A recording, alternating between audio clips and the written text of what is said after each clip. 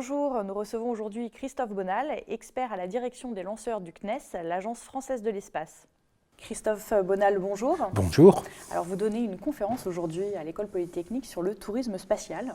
Alors le vol spatial habité privé est envisagé depuis plus de 20 ans. La demande est forte pour ces séjours en orbite, mais aucune solution crédible n'a été trouvée pour le moment. Alors est-ce que le tourisme spatial de masse va-t-il exister un jour ? Oui, vous avez raison. On est dans une situation un peu paradoxale où il y a une demande apparemment phénoménale, mais il n'y a pas l'offre. Il n'y a pas encore la solution technique qui va. Donc je dirais oui, ça va exister. Me demandez pas quand. On y travaille, on verra bien comment on trouvera une solution et quand. Pour le moment, ces difficultés bloquent le développement du tourisme spatial de masse. Alors quelles sont justement ces difficultés ?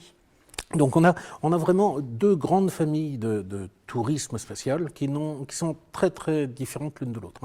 La première, c'est le tourisme orbital, donc on va en orbite, on est un vrai astronaute. D'ailleurs, on fait un entraînement tout à fait sérieux avec 3 mois à la Cité des Étoiles à Moscou, comme les vrais astronautes. Donc il y a un entraînement sérieux et tout, et on prend un siège aujourd'hui dans un Soyouz à la place d'un astronaute professionnel. Puis après, on va passer une semaine ou 8 jours dans la station internationale. Bon, c'est pas donné. On va chercher dans les 30 millions de dollars, disons, mais c'est vraiment un vrai vol d'astronautes. Alors là, ça, on ne parle pas de tourisme de masse, du tout. Il faut savoir qu'il y a eu à peu près, depuis Gagarine, il y a eu à peu près 500 astronautes. Donc là, on les compte sur les doigts de 2 mains. Il y en a 8 aujourd'hui qui ont fait ce voyage. En tant que non professionnel. En tant que non professionnel. Donc ça, je vous propose ça, oublions-le. C'est sympa, ça existe, c'est cher, mais... Ce dont on parle beaucoup plus, c'est le tourisme suborbital. Alors suborbital, ça veut dire sous l'orbite, ça veut dire on ne va pas en orbite.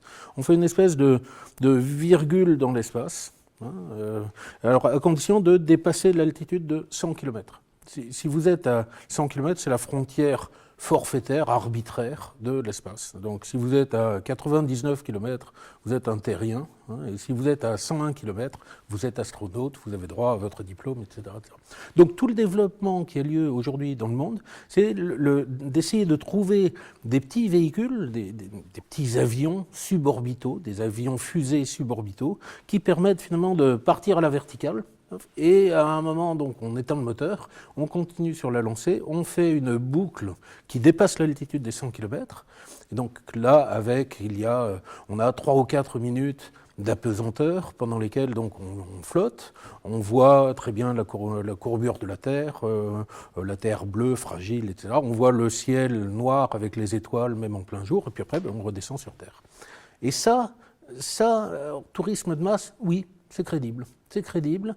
Les études de marché, tout ce qui est de plus sérieuse, absolument pas biaisé, parlent de 40 000 passagers par an à l'horizon dans 20 ans. Donc là, il y a réellement la demande. Donc à nous de trouver quelle peut bien être l'offre, quelles sont les solutions techniques qu'on peut apporter à ce genre de petits voyages.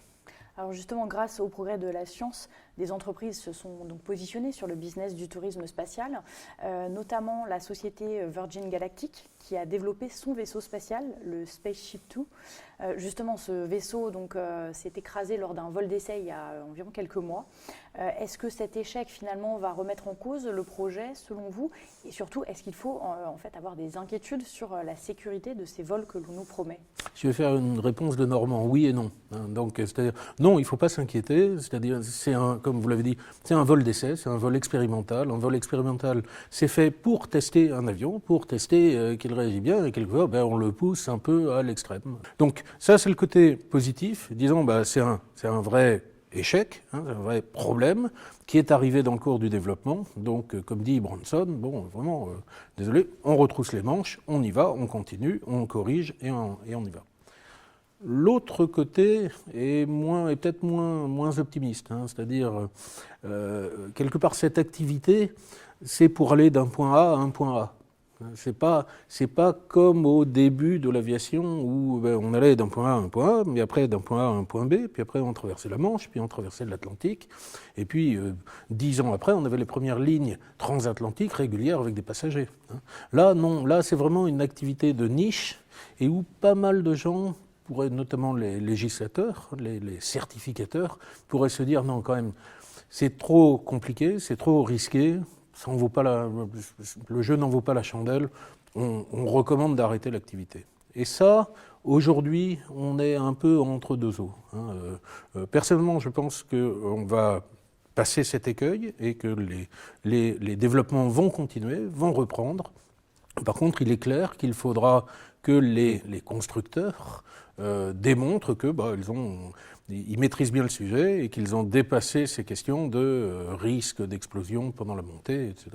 Alors plus récemment, l'Institut européen du tourisme spatial et une agence de voyage spécialisée, représentant d'ailleurs de Virgin Galactic, ont annoncé qu'ils souhaitaient créer un parc d'attractions dédié au spatial en France. Alors ce parc proposerait des vols suborbitaux, des vols en apesanteur. Est-ce que ce projet vous paraît crédible ? Parc d'attractions, c'est un peu péjoratif. C'est vraiment, il dessine un spaceport, un port spatial. Et ce port spatial comporte un grand nombre d'activités, toutes liées au vol spatial, mais où vous pouvez vous entraîner dans une piscine 0G, comme les vrais astronautes qui flottent, etc. Vous pouvez faire un tour en centrifugeuse, de manière à vous entraîner. Et puis, si vous voulez, quelque part, vous y passez une semaine, et le clou de cette semaine, c'est le vendredi, ça y est, vous faites votre vol. Vous voyez ? Personnellement, je suis convaincu que ça se fera, parce que ça se fera en France. Parce qu'il y en a déjà au moins 3 ou 4 qui sont en développement ou qui tournent déjà aux États-Unis. Donc eux nous montrent toujours la voie et on la suit derrière. Enfin, quel conseil vous donneriez aux élèves de Polytechnique qui souhaiteraient justement s'orienter dans le domaine du spatial ?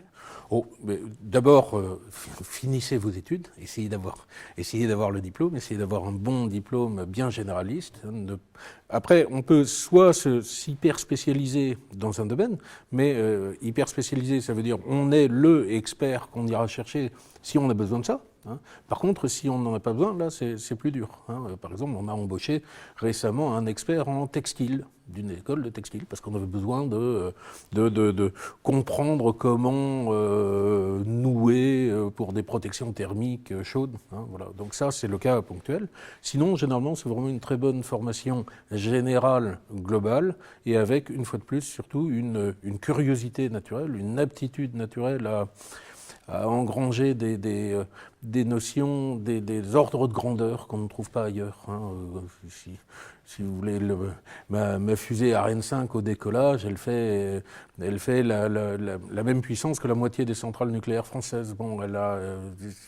Après, dès qu'on commence à jouer un peu avec les chiffres, la turbopompe hydrogène tient facilement sur cette table à 2 fois la puissance d'un TGV. Et elle vide une piscine olympique le temps de l'apéro. Vous voyez, enfin, dès qu'on met le petit doigt là-dedans, on se rend compte que c'est des concepts qu'on ne retrouve, c'est des ordres de grandeur qu'on ne retrouve pas ailleurs. Et donc où il faut quand même avoir une flexibilité d'ingurgitation de nouveaux concepts qui est assez particulière. Je vous remercie, Christophe Bonal. Je vous remercie, merci de l'invitation.